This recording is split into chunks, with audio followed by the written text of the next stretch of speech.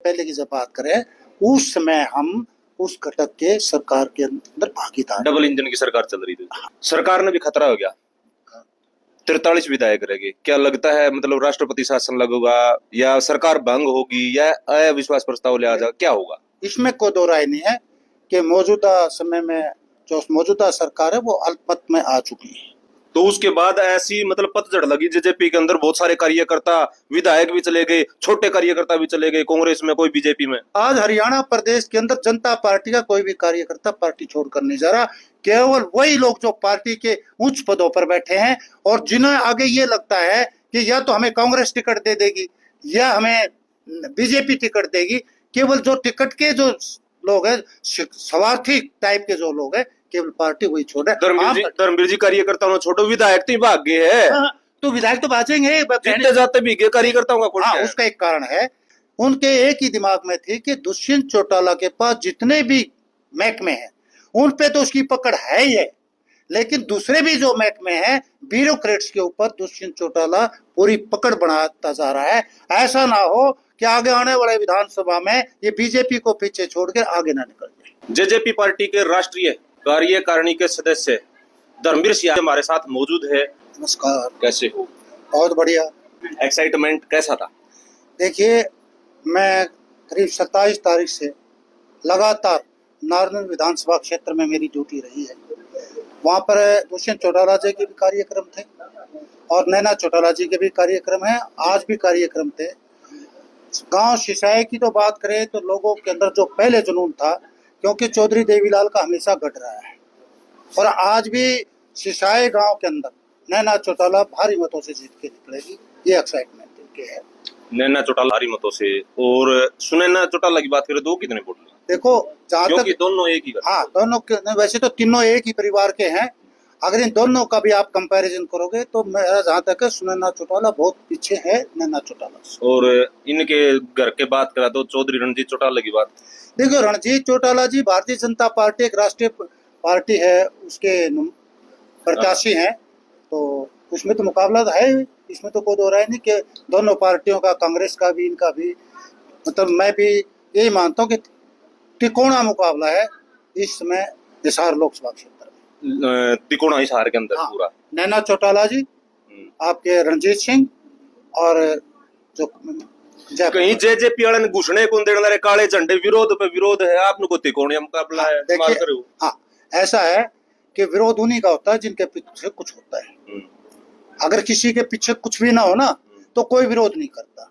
और जहां तक किसान जो विरोध कर रहे हैं, मैं किसान भाइयों से एक बात पूछना चाहता हूं, जब ये किसान आंदोलन चल रहा था, हरियाणा प्रदेश में जितने भी जननायक जनता पार्टी के वर्कर हैं या लोग हैं, कोई एक कार्यकर्ता ऐसा नहीं है जिन्होंने किसान आंदोलन में चंदा नहीं दिया।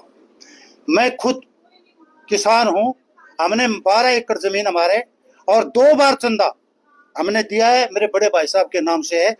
तो कहने का अभिप्राय यह है कि किसान की जहां बात आती है, चौधरी देवीलाल का परिवार हमेशा ही किसान हितैषी रहा है। तो वो विरोध करने वाले किसान है कोई? नहीं, मैं वही कह रहा हूँ, उनको किसान विरोधी इसलिए हो रहे हैं, उनका एक ही चीज है कि भाई दुष्यंत चौटाला जी ने इस्तीफा क्यों नहीं दिया। इस्तीफा क्यों नहीं दिया ना, हम ये पूछना चाहते हैं, क्या दुष्यंत चौटाला जी अगर इस्तीफा दे देते, क्या भारतीय जनता पार्टी की सरकार पे कोई असर पड़ता था? तो आज दोनों पार्टियां अलग है। आज जननायक जनता पार्टी सरकार में नहीं है, क्या अब सरकार नहीं चल रही है? क्या वहाँ का चीफ मिनिस्टर अब नहीं बन रहा है? अब तो 43 पे आ गए, बहुमत भी नहीं, तो अब आई है ना। अब जो 43 सकता था उस दौरान भी, मतलब वो बहुमत ना जुटा पाते। नहीं, दरअसल क्या है कि भूपेंद्र हुड्डा ने भी यही कहा था कि दुष्यंत चौटाला अगर मेरा साथ दे दे तो मैं सरकार को तोड़ सकता हूँ।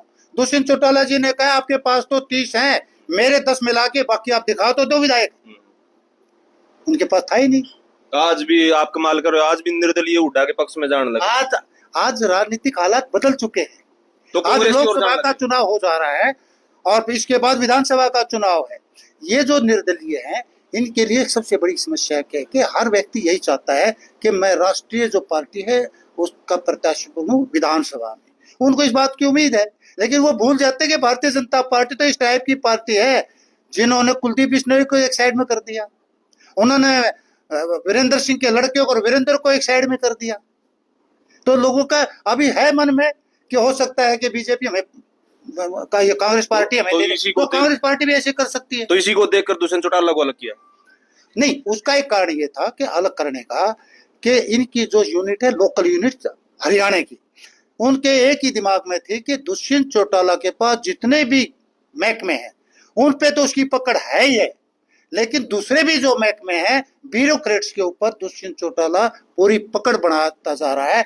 ऐसा ना हो कि आगे आने वाले विधानसभा में ये बीजेपी को पीछे छोड़कर आगे ना निकल जाए। बीजेपी का तो अभी 5 महीने इलेक्शन पड़े, 6 मतलब फिलहाल की बात करें, लोकसभा की बात है, अलग होने का रीजन क्या है? नहीं, हाँ, रीजन का यही था कि हमारी जननायक जनता पार्टी की जो हाई कमांड थी, उन्होंने यही कहा था कि भाई अगर आप गठबंधन में, हम एनडीए के पार्ट हैं और एनडीए को आप हर एक को टिकट दे रहे हैं, तो हमें 2 टिकट आप दो तो हम आपके साथ चुनाव लड़ेंगे। उन्होंने कहा भाई 1 टिकट मिलेगी और वो भी रोहतक की मिलेगी। उस पे हमारी पार्टी के राष्ट्रीय अध्यक्ष डॉक्टर अजय सिंह चौटाला ने कहा कि मुझे आप रोहतक की भी ना दो, लेकिन हरियाणा प्रदेश के जो बुजुर्ग है इनकी पेंशन आप 5100 कर दो, हम सर एक भी सीट पर चुनाव नहीं लड़ेंगे, आपका समर्थन कर देंगे। तो मना कर दिया। उन्होंने मना कर दिया। तो उसके बाद ऐसी मतलब पतझड़ लगी जेजेपी के अंदर, बहुत सारे कार्यकर्ता विधायक भी चले गए, छोटे कार्यकर्ता भी चले गए, कांग्रेस में कोई बीजेपी में। आज हरियाणा प्रदेश के अंदर जनता पार्टी का कोई भी कार्यकर्ता पार्टी छोड़कर नहीं जा रहा। केवल वही लोग जो पार्टी के उच्च पदों पर बैठे हैं और जिन्हें आगे ये लगता है कि या तो हमें कांग्रेस टिकट दे देगी या हमें बीजेपी टिकट देगी, केवल जो टिकट के जो लोग हैं, स्वार्थी टाइप के जो लोग हैं, केवल पार्टी वही छोड़ रहे। धर्मवीर जी कार्यकर्ताओं ने छोड़ो, विधायक तो भाग गए है। तो विधायक तो भागेंगे, जीते जाते भी गए कार्यकर्ताओं का। हाँ, उसका एक कारण है कि पिछले जो विधानसभा चुनाव में थे, जो ये 10 प्रत्याशी जो एमएलए बन के, हमारे तो उस टाइम कैंडिडेट उधारे थे। हमारी नई पार्टी बनी थी 2018 में, हमने पार्टी का गठन किया, 2019 में चुनाव आ गए, तो हमने तो उधार के लिए थे। जो हमारे अपनी पार्टी के तो वो तो आज भी हैं, जो उधार के लोग थे वो चले गए। और पार्टी के अंदर एक सिस्टम होता है, लोग पार्टी में आते भी है, लोग पार्टी में जाते रहते, ये आया गमन लगा रहता है, कोई भी पार्टी हो, कोई भी, हर राजनीतिक दल। ठीक है, ये मतलब किस नजर से देखने लग रहे हो पूरे हरियाणा को 10 की 10 सीटों को? देखो, सीटों की जहां तक जीतने की बात है, जो भी पार्टी चुनाव लड़ती है, जैसे नैना चौटाला जी ने कहा, कोई भी राजनीतिक दल हो, एक लोकसभा क्षेत्र से 10 कैंडिडेट हो, 10 के 10 कहते हैं मैं जीतूंगा, मैं जीतूंगा, तो भी हो, कोई भी वो तो कोई हो, हर व्यक्ति यही दावा करता है। अभी तो टाइम पड़ा है, अभी तो धीरे धीरे समय आएगा और तब थोड़ी सी तस्वीर क्लियर होगी कि कौन जीत सकता है। नहीं, आप स्पष्ट भी दिखने लग रहा है कौन सी पार्टी ज्यादा मतलब सीटें लेके जाने लग रही है, इनेलो हो, कांग्रेस हो, बीजेपी हो, चाहे कोई भी हो। नहीं, आज एक चीज देखो ना, इतना जरूर है कि हरियाणा प्रदेश के अंदर भारतीय जनता पार्टी को बड़ा झटका लगेगा सीटों में। अब कौन जीतेगा, कितनी जीतेगा, वो आने वाला टाइम बताओ। सरकार ने भी खतरा हो गया, 43 विधायक रहेंगे, क्या लगता है मतलब राष्ट्रपति शासन लगेगा या सरकार भंग होगी या अविश्वास प्रस्ताव लिया जाएगा, क्या होगा? इसमें कोई दो राय नहीं है कि मौजूदा समय में जो मौजूदा सरकार है वो अल्पमत में आ चुकी है। और जहां तक बात है अविश्वास प्रस्ताव तो विपक्ष पार्टी, जो विपक्षी पार्टी है, जो विपक्ष का नेता है, उसको अधिकार होता है, क्योंकि सबसे लंबी पार्टी विपक्ष में वही होती है। अगर भूपेंद्र सिंह होगा, अगर अविश्वास प्रस्ताव लाते हैं, तो हमारे डिप्टी सीएम, पूर्व डिप्टी सीएम, तो अभी तो डिप्टी सीएम भी तो विपक्षी हो गए ना। हम वही करो ना, पूर्व डिप्टी चीफ मिनिस्टर जी ने ये कह दिया कि भूपेंद्र सिंह हुड्डा जी यदि अविश्वास प्रस्ताव लाते हैं तो हम उसका समर्थन करेंगे, हम कांग्रेस का समर्थन नहीं करेंगे, अविश्वास प्रस्ताव का समर्थन करेंगे। ये थोड़े दिन 6 महीने पहले लेके आए थे, तब क्यों नहीं किया यार? बड़ा सवाल है जनता का। नहीं, 6 महीने पहले की जब बात करें, उस समय हम उस घटक के सरकार के अंदर भागीदार, डबल इंजन की सरकार चल रही थी। चलो, धन्यवाद। Thank you.